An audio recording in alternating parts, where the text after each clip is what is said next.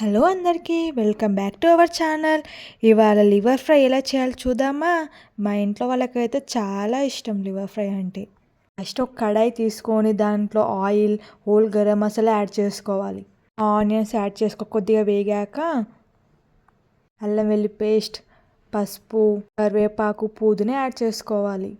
పుదీనా ఫ్లేవర్ అయితే చాలా బాగుంటుంది యాడ్ చేసుకుంటే. వాష్ చేసిన లివర్ యాడ్ చేసుకోవాలి. వాటర్ పైకి వచ్చే వరకు కుక్ చేసుకోవాలి కంటిన్యూగా. 10 మినిట్స్ తర్వాత దానిలో కారం, సాల్ట్ యాడ్ చేసుకోవాలి తగినంత.